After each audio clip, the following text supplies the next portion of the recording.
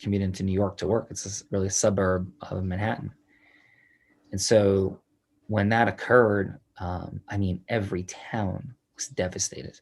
You know, it wasn't distant. It was in the middle of it. I had friends from college that literally had a friend from college that literally, and we hear these stories, but a direct friend of mine from college overslept that day and didn't get to work in the World Trade Center. And, you know, from where I live, it takes about, if there's no traffic, it takes 15 minutes to get to the George Washington Bridge, maybe 13. And so I could be at the World Trade Center with no traffic in 30 minutes from my house. And so it was an unbelievable time. The sense of loss, fear, every single town in our area. We live in an area with like tons of small towns of like 8,000 people in Bergen County, New Jersey. But maybe, I don't know if it's 60 towns, municipalities. In Bergen County, it's about 900,000 people in like 60 towns-ish. And so just an unbelievable time. And so for any of you that lost someone, you know, my heart goes out in remembrance. And in a time when we are so present to division, I think that division is so easy. Well, I say that, so simple to resolve, but not easy. And it's when we begin to focus on what we have in common and not what divides us. And I will continue to maintain, and you know, I'm not gonna get political. I'm not gonna get into micro distinctions, but I will debate this with any human, right?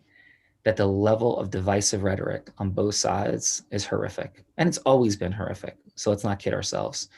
I'm not sure if it is Plato or Aristotle or Socrates, actually, or I guess Socrates, you know, quoting Plato, that discusses, you know, this, I can't believe the kids today. I can't believe the state of the world.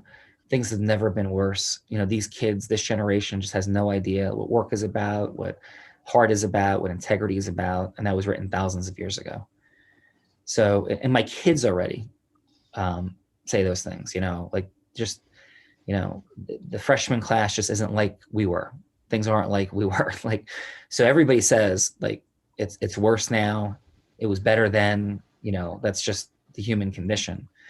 So you can point to things today and certainly say it's never been worse. You know, we had like the stock market crash of 1929, people on bread lines everywhere, levels of poverty that were unthinkable. We were bombed and had World War II begin in this nation.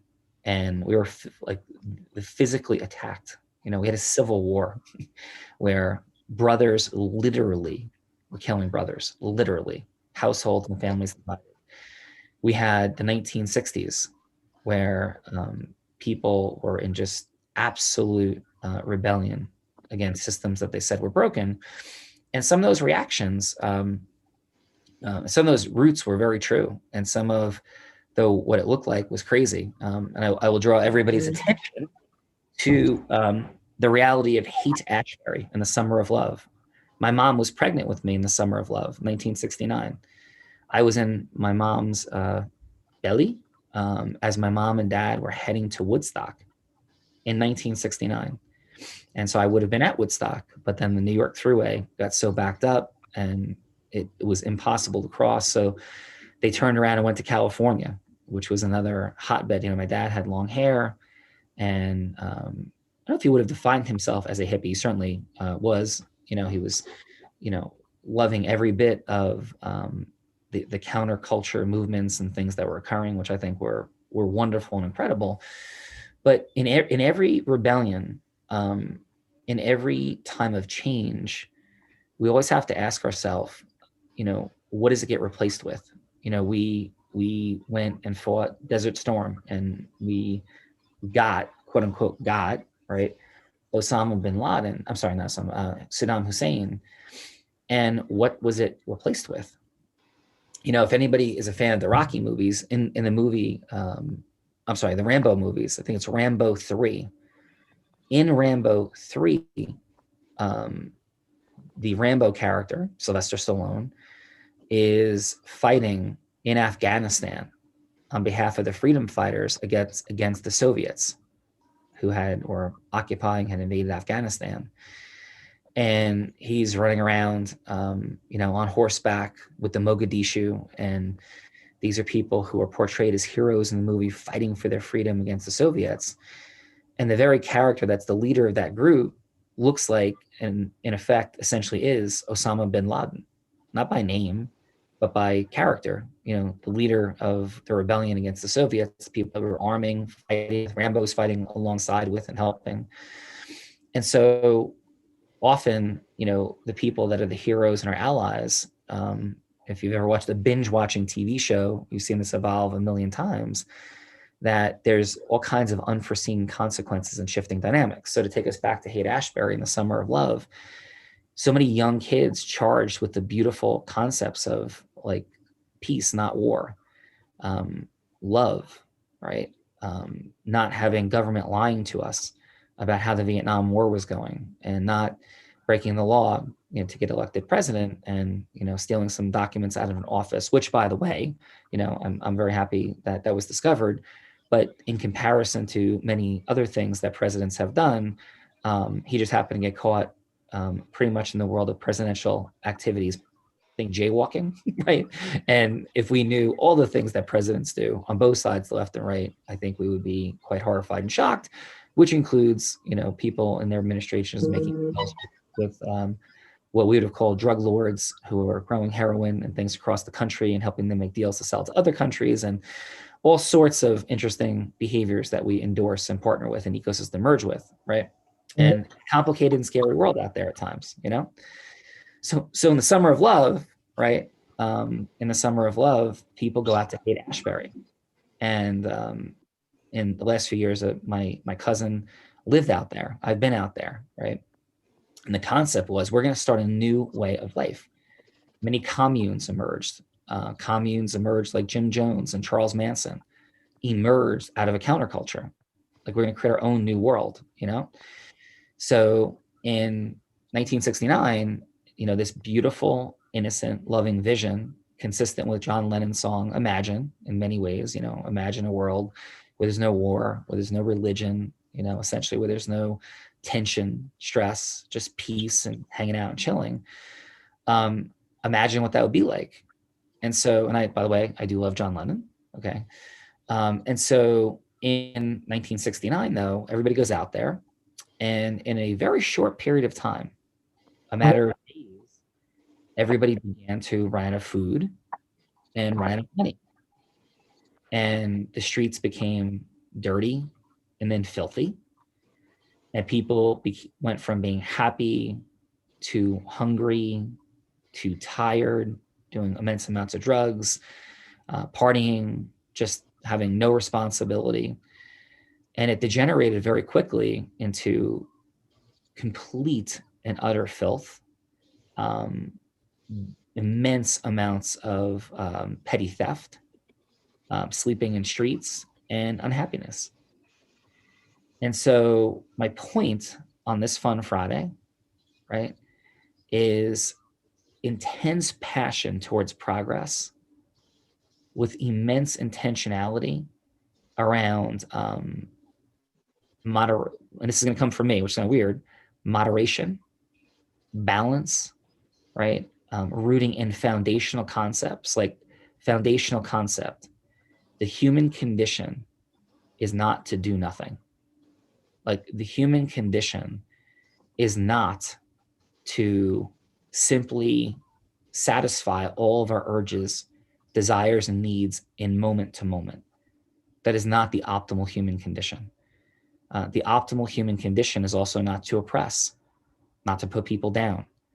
The human condition is to invest energy and time in something that we feel proud of and good about, and to build things, and to look in the mirror and feel satisfied, to feel certainty, to feel variety, to feel significance, pride, to feel connection, love, to feel growth and contribution. And those are the 6 human needs as defined by Tony Robbins. And when we're not meeting those needs in higher vibrational ways, and we're just fighting against things, and putting other people and other things down, then there's no progress. And I am speaking of what we would define as the left and the right. And if you ask me where I am politically, I think our two-party system is substantially broken, and we need a party that is designed to create far more positive outcome, but anchored, not far from all the best of the left and the right, all the best. Because 95% of what the left believes and 95% of what the right believes is exactly the same thing. Exactly. There's about 5% of difference. And the people that lead those parties, and often people that lead movements, focus on divisive rhetoric and things that are wrong for their own personal advancement and gain, right? So any environment that you step into, any environment that I step into, I certainly see things that are suboptimal about it. Every environment I'm a part of, I have an ability to recognize suboptimal dynamics and have ideas of what could be optimized. But I'm also anchored and rooted in the concept of looking in that ecosystem of all that's great and wonderful and incredible, and honoring and loving and respecting and appreciating everything that went into it to be created. I am part of the Bruce Springsteen ecosystem, and I honor and respect with no blame and judgment all those that criticize every concert. People will judge and analyze his concert, and they will talk about what song order they would have played and what they wish they would have heard and how they wish that moment may have been different. And without blame or judgment, I just laugh. I'm like, man, like that's cool, but how does that resonate for you? It brings questions to me of like, to feel the magic. Like, are you present? Like, are you present or just like judging and assessing and critiquing? Like, are you ever just present in the moment, or not ever? Like, how much are you present? How much energy does that take to just like critique? And if you have no control to change it, then why are you critiquing it? Like, what are you doing? Like, enjoy. What's the purpose? What's the outcome? And so all of that collectively, and the point on September 11th is to say, right, it's not peace, love, no war, no conflict, because there are people out there that want to destroy America. They want to destroy your nation. They would in the quiet recesses of their home. They want to do that. But that also doesn't mean that we have to blame, judge, stereotype, isolate, keep everybody away. But the solutions and the micro distinctions around those issues can get really complicated, all of them.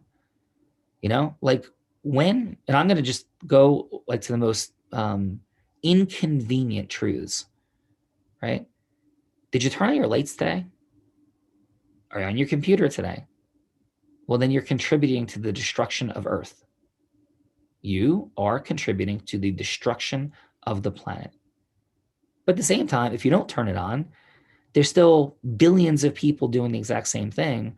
So there's not a palpable difference. And if you don't, it's going to affect your money, time, and magic in huge ways.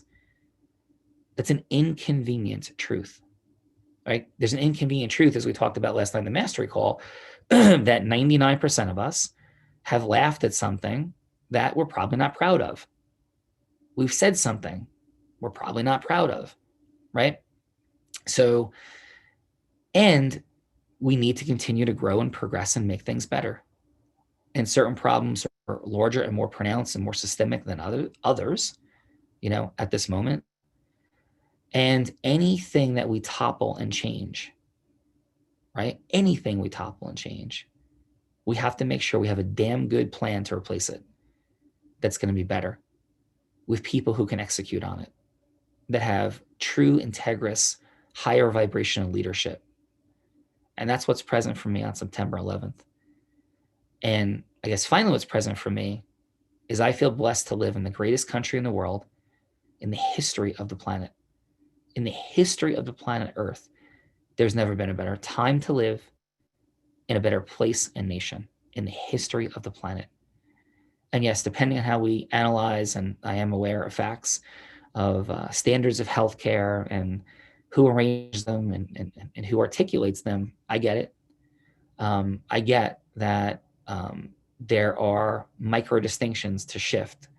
And I get that infant mortality, the United States is perhaps not number one, and depending on who's assessing it, where healthcare is perhaps not number one.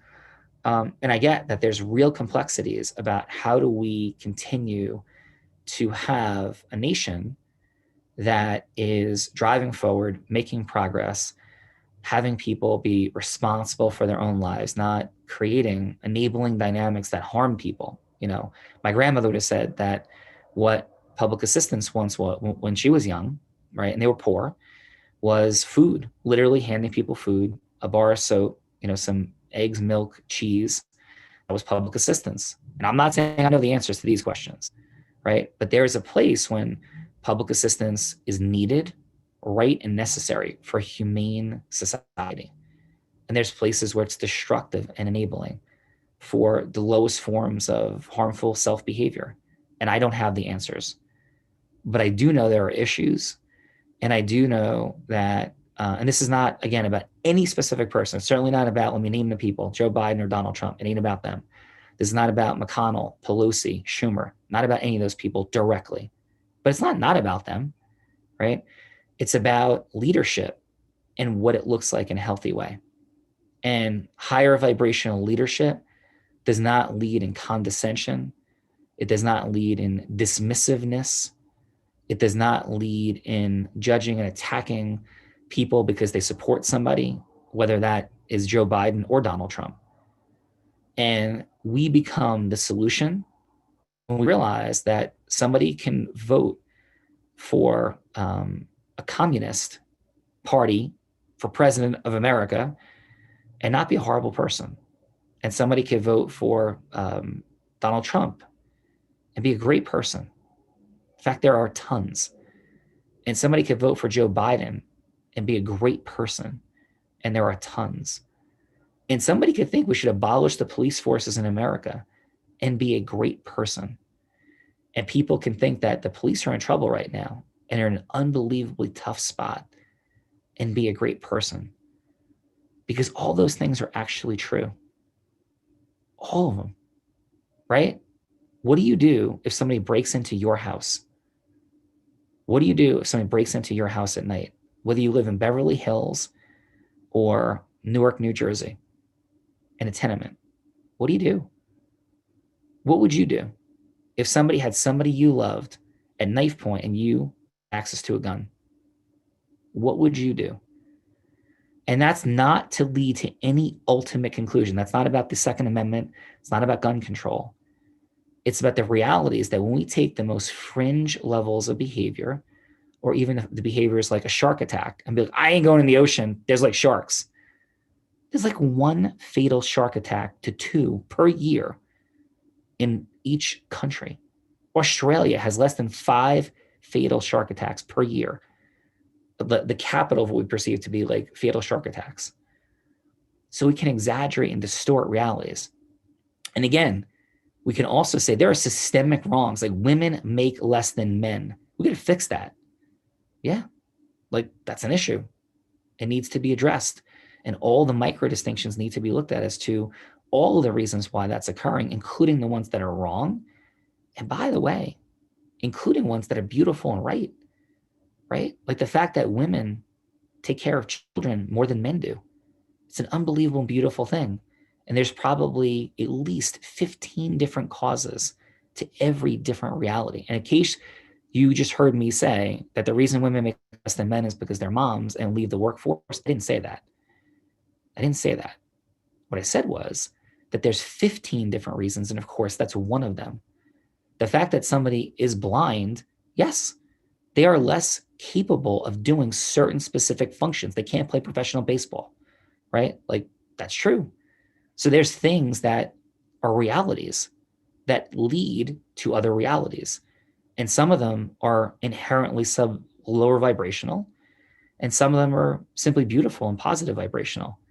The fact that there's 5,000 tigers or 3,900 tigers left in the wild is painful and it's upsetting. And it's something my daughter is going to school to see what she could do about changing. And some of it is so people can eat and so people can live. And they're scared of getting eaten by a tiger. There are people that live afraid of being eaten by tigers. and have a much bigger justification for it than if they're afraid of great white sharks. And so the bottom line is that we live in like beauty and amazingness. And the worst places that we live, we're close to a lake or an ocean where we could sit in nature in the woods. And then we could recognize how that woods got smaller, which it did, and want to fix it. And we'll put that on our outcome list. But my hope, my prayer on this Friday, September 11th, is that it doesn't deprive us of the ability to still sit by that lake and feel nature and be grateful for what's there. And yeah, there's a wetland right across from my house on Long Beach Island. And there's a wetland right behind my house that was taken, right? It was taken.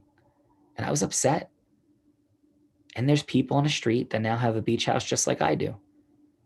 And they're having fun. They're cuddling in bed. They're with their kids, making magical memories. And yet people made money from it. Sure, the developers did. But like, what's the right balance? I don't know. I don't know. But I do know that we can all sit and vilify each other, or we can love people unconditionally with boundaries and realize that we're all going to have different perspectives on certain things. But I think we all agree on fundamentally and foundationally the right things. And my challenge for everybody is to remember that, to sit today on September 11th in reflection, in love, in gratitude for courage and heroes that voted for Democrats, heroes that voted for Republicans, heroes that laughed at the wrong jokes, heroes that didn't laugh at the wrong jokes, men, women, everyone. Because foundationally, we as human beings are good. And we have disagreements. And sometimes we don't have active affirmative agreements. And we fight and get angry and get pissed off and have family feuds and feuds in all kinds of ways. But it is a beautiful and incredible nation for those that are in the US, continent for those that are in North America or in the Americas, and a beautiful world. So Fernando, final from you on this September 11th. Thank you, Mr. Callagy, for stepping into this beautiful energy on this faithful, fun Friday. Foundational concepts, inconvenient truths, the fringes of reality. These are integrous, forward-thinking leadership, language, and conversations, and I am grateful to be a part of them. So thank you for leading that. Yeah. And let's go take care of our business today. You got time blocking to get to. Maybe some time blocking is to remember people and love them. And there's money, time, and magic. And we're here, and the sun is rising, and there's mountains behind me. Like, what's rising behind you and happening? I love all of you. Love yourself and your dreams. Love yourself and your dreams, and love people, unconditioned boundaries. And have a beautiful September 11th. Adam Magino, love you, brother. Entire Unblinded team, love you. Everybody in this incredible movement, love you.